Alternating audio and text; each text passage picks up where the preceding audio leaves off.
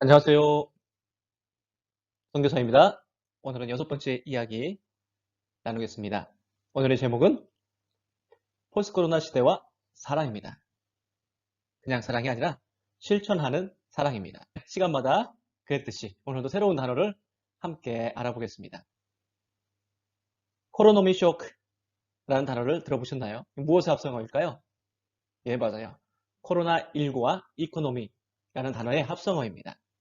코로나19가 장기화되면서 기업들의 매출이 급감되어지고 실업 대란이 일어나고 취약계층들의 생활고가 늘어났습니다. 그래서 경제 위기, 경제적 타격 이러한 문제들이 많은 나라에서 그리고 많은 사람들에게 쇼크로 다가왔습니다. 그래서 이것을 코로노미 쇼크라고 얘기합니다. 새로운 단어 하나 더 있습니다. 코로나 블루입니다. 이건 무슨 단어의 합성어일까요? 예, 맞아요. 코로나19와 우울증을 뜻하는 블루의 합성어입니다. 코로나19 사태가 장기화되면서 가정에서 사업터에서 우울증이나 불안 장애가 많이 발생되었다고 합니다. 그래서 정신건강의학과에 코로나 블루 환자가 많아졌고요. 심리적 위안을 얻기 위해 반려동물과 식물을 키우는 사람들이 많이 늘어났다고 얘기합니다. 그래서 지금 우리 주위를 돌아보면 코로나19로 인해서 많은 사람들이 힘들어하고 있습니다. 그들에게 필요한 것이 있다면 우리는 모두에게 얘기할 수 있습니다. 그것은 바로 사랑입니다. 그냥 사랑이 아니라 실천하는 사랑입니다.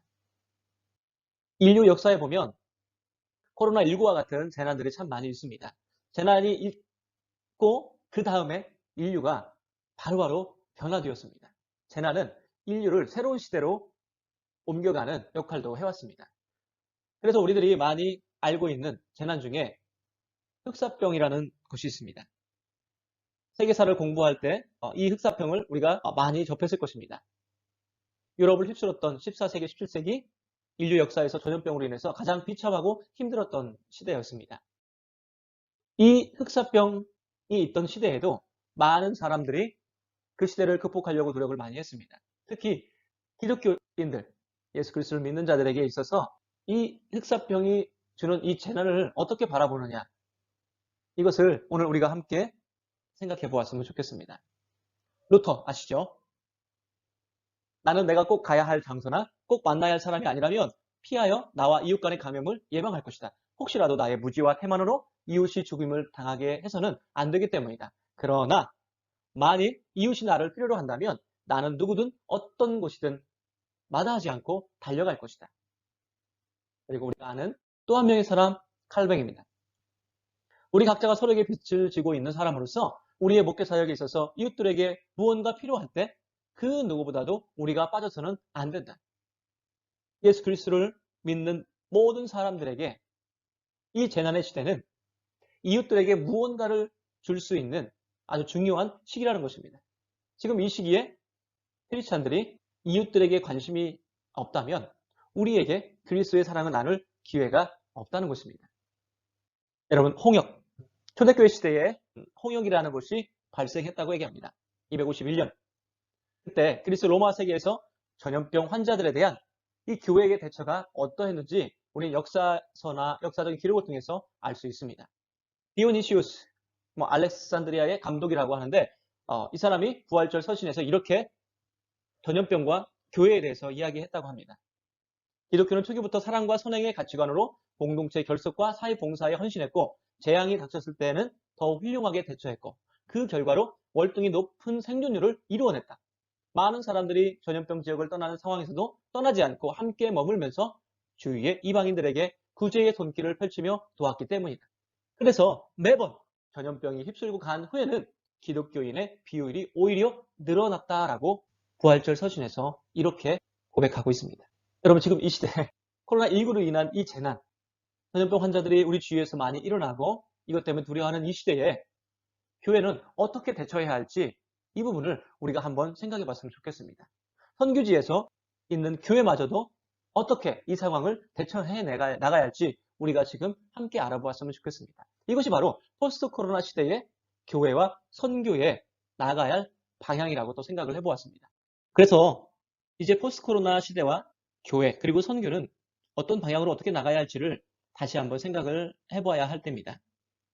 코로나19로 인해서 팬데믹을 대비하는 교회와 선교라는 주제를 교회와 선교사들은 늘 생각해야 한다는 것입니다. 왜냐하면 이제는 이 팬데믹 2차, 3차가 앞으로 계속 이어질 거라는 예상이 있기 때문에 그래서 이 팬데믹 현상 속에서 교회와 선교는 하나님께서 원하시는 하나님의 백성들을 어떻게 구원할 것인지 이 부분을 함께 또 생각해 봐야 한다는 것입니다. 첫 번째, 우리는 무엇을 하든지 예수 그리스도의 복음을 통해서 죄로부터 구원을 목적으로 해야 합니다. 그리고 재난과 가난 그리고 불평등으로부터의 구원이 우선이 되는 것은 교회와 선교의 목적은 아닙니다.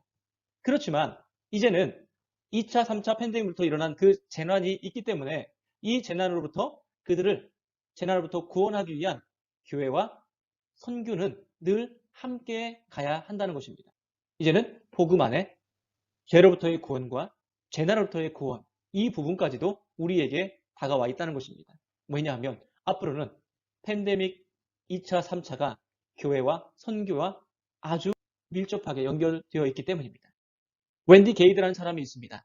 이분은 응급의학을 전공한 기독교인입니다. 세계 전염병이 지속되는 상황을 보면서 그는 이렇게 얘기합니다. 앞으로 교회가 재난 대처 공동체가 되어야 한다. 앞으로 교회가 해야 할 일들 중에서 이 재난에 대한 팬데믹 현상으로 인한 이 재난을 어떻게 대처할지 이것을 의논하고 이것을 해결하는 공동체가 되어야 한다는 것입니다. 선교도 마찬가지입니다. 앞으로 선교도 재난 대처를 위한 그리고 재난에서 오는 어려움들을 극복하기 위한 그러한 공동체를 선교 공동체에서 만들어야 한다는 것입니다. 코로노미 쇼크 아시죠? 그리고 새로운 단어 코로나 블루 무슨 말입니까? 이 단어들은 우리 곁에 있는 사람들 이제는 약한 자들이 우리 곁에 있다는 것입니다. 교회와 선교 근처에 코로나19로 인해서 팬데믹 현상으로 인해서 힘들어하고 슬퍼하는 우리의 이웃들이 있다는 것입니다. 이제는 이들을 우리가 어떻게 만나고 이들에게 어떻게 복음을 전할지 함께 고민해야 합니다. 코로나19로 인해 생겨난 우리 이웃에 있는 약자들, 이 이웃들에게 지금 무엇이 필요할까요? 여전히 예수 그리스도의 사랑입니다. 그런데 실천하는 사랑입니다.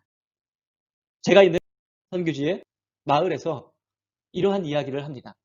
절은 안 내놓지만 교회는 내놓는 사랑이 있다.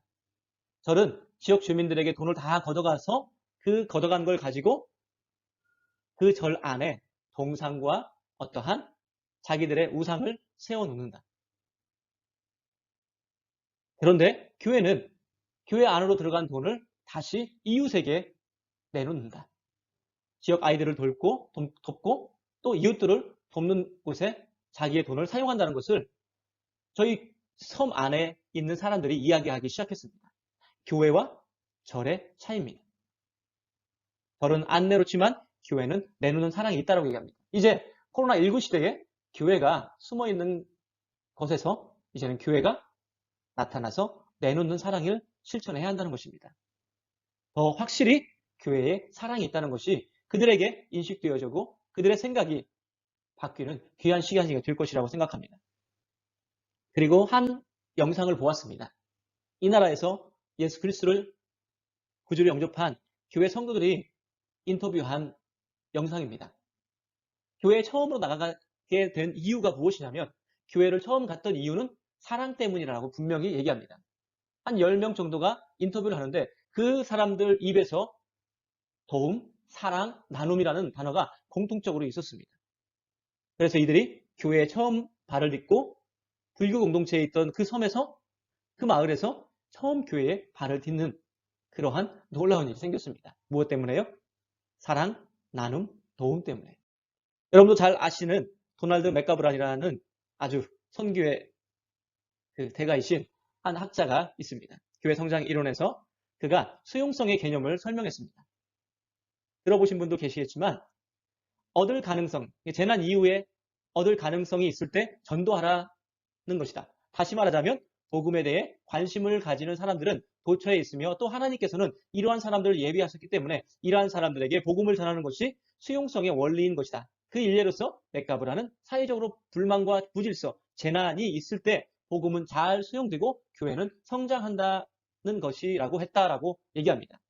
수용성의 개념. 이 수용성이 언제 일어나냐면 이렇게 팬데믹이 일어나고 재난이 일어난 이후에 그들에게 마음이 열리고 그들이 수용하고자 하는 그런 마음이 생긴다는 것입니다.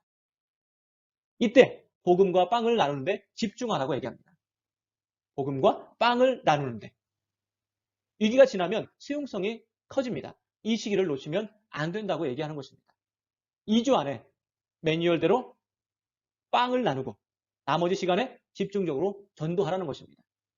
도움이 필요한 그 2주 안에 지역 주민들에게 필요한 것들을 공급해주고 또 그들에게 정말 필요한 복음을 전할 때 효과적으로 그들이 복음에 대한 수용성을 가지고 교회의 발을 딛는다는 것입니다. 이때 복음과 빵을 나누는데 집중하라. 그런데 빵을 나누는 것 단시간에 끝내라는 것입니다. 빵을 나눈 후에 수용적인 그들에게 바로 복음 전도를 하라는 것입니다. 빵을 오래오래 그들의 필요한 것들을 오래오래 나누는데 집중하는 것이 아니라 그것이 한 2주간 끝나면 그 안에 나누는 것이 끝났을 때에 이제는 바로 무엇이 들어가냐면 복음을 그들에게 전해야 한다는 것입니다. 이 나눔이라는 이 사랑이라는 이 기독교라는 예수 그리스도라는 이 사랑을 그들이 맛보게 하고 이제는 그가 누구인지를 알도록 전했을 때 그들이 복음에 대한 그들의 마음을 열어간다는 것입니다. 재난과 인류, 지금 코로나19 시대에 저는 이런 상황입니다. 목사님 오지 마세요. 우리끼리 성도들 집에서 예배하고 있어요. 목사님이 오시면 이렇게 예배하는 것도 없어질 것 같아요. 사람들이 외부인들이 오는 것을 싫어해요. 우리 모임을 정부에 보고할 거예요. 그러니까 목사님 지금은 저희 마을에 들어오지 마세요. 우리끼리 예배할게요. 목사님 나타나면 이웃들이 긴장하고 코로나19를 그들에게 전달하는 매개체가 될 거예요. 그들은 이렇게 생각할 거예요. 목사님 들어오지 마세요. 지금은 아니에요라고 이렇게 저희 교인들이 저에게 연락이 옵니다. 그리고 주일마다 같이 예배하고 같이 모임을 갖습니다.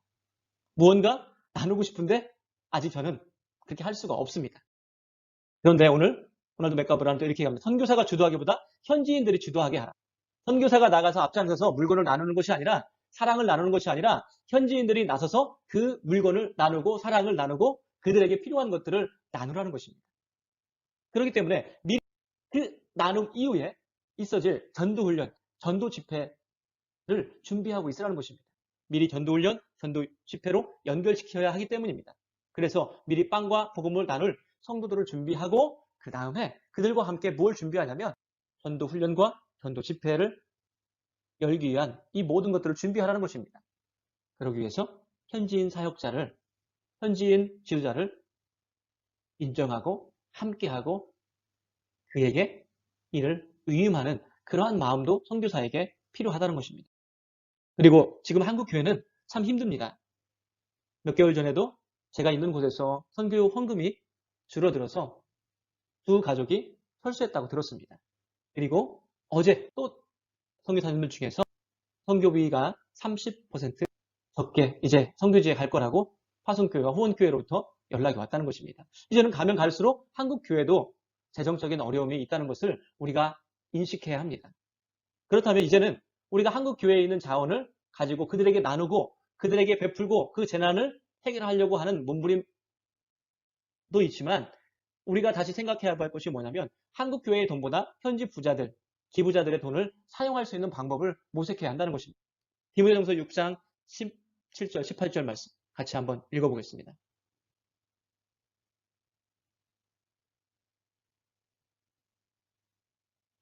이 세대 부한자들을 명하여 여러분 이들이 예수를 믿던 안 믿던 이들 마음속에는 선한 일을 하고 싶은 마음은 있습니다.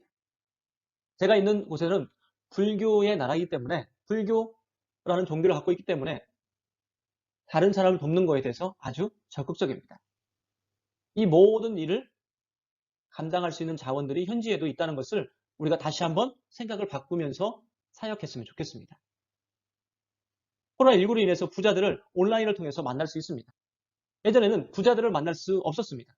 왜냐하면 가난한 사람들은 빵을 들고 가면 만날 수 있었습니다. 그런데 선교지에서 가장 불쌍한 사람들이 누구냐면 부자들입니다. 그들은 빵을 들고도 만날 수 없습니다. 왜냐하면 선교사보다 더 부자이기 때문입니다. 그런데 지금은 예전에도 온라인이 있었지만 코로나19 이후에 포스트 코로나 시대에는 온라인에서 신분에 상관없이 모두를 만날 수 있도록 하나님께서 길을 여셨습니다. 이제는 그들과 통하는, 그들과 연결할 수 있는 그러한 루트를 온라인을 통해서 우리가 구축해야 합니다. 그들이 선한 일에 동참할 수 있도록 우리가 그 길을 만들어 주고 그들을 그 안으로 끌어들일 수 있는 이제는 그 일을 우리가 감당해야 합니다. 선교사님들께서 비즈니스 선교하는 것도 있지만 이제는 한국에 있는 교회와 함께 현지 선교지에 있는 부환자들, 그들의 기부자들을 우리가 하고 있는 일에 동참시키고 그들에게 복음을 전하는 모습들이 우리 안에 있어야 한다는 것입니다. 그래서 제가 초반부에 첫 번째 이야기, 두 번째 이야기 계속 말씀드리는 것은 우리가 이제는 온라인 공부를 해야 한다는 것입니다.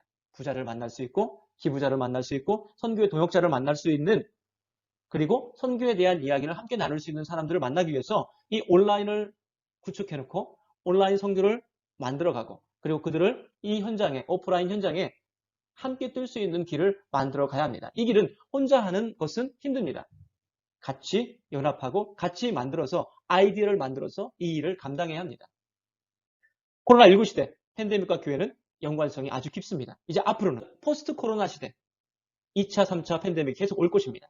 그래서 교회는 선교는 어떻게 준비할 것인지 이걸 우리가 함께 고민하자는 것입니다. 코로노미 쇼크, 코로나 블루, 우리 이웃들에게 필요한 실천하는 사랑이 이 모든 단어들을 앞으로 지어갈 수 있습니다. 포스트 코로나 시대에 이 코로나 블루와 코로노미 쇼크는 계속 우리에게 다가올 것입니다. 2차, 3차 팬데믹이 오기 때문입니다. 그러기에 교회와 선교는 이 포스트 코로나 시대를 준비하는 작업을 미리 해놓아야 한다는 것입니다. 어떻게 준비한다고요? 앞으로 교회와 선교, 선교사, 선교지는 재난대처 공동체가 되어야 한다는 것입니다. 실천하는 사랑을 그들에게 이제 직접 보여줘야 한다는 것입니다. 실천하지 않는 사랑, 포스트 코로나 시대에 이제는 그들에게 의미가 없습니다. 예수를 이제는 직접 보여줘야 합니다. 포스트 코로나 시대, 교회와 선교는 예전보다 더 큰 사랑을 나누어야 합니다. 예전보다 더 큰 사랑, 하나님의 그 큰 사랑을 나누어야 한다는 것입니다. 아모스 5장에 보면 베델, 길갈, 부엘세바를 찾지 말라고 하나님께서 말씀하십니다. 대신 너희는 여호와를 찾으라고 말씀하시며 정의와 공의를 간직하라고 말씀하십니다. 어디에서요? 성문에서. 성문에서 지혜자가 무언가 알고도 정답을 알고도 바른 것을 알고도 잠잠하고 있다는 것입니다. 그리고 악을 미워하고 선을 사랑하되 성문에서 정의를 세울지라라고 하나님은 또 계속 성문을 이야기합니다.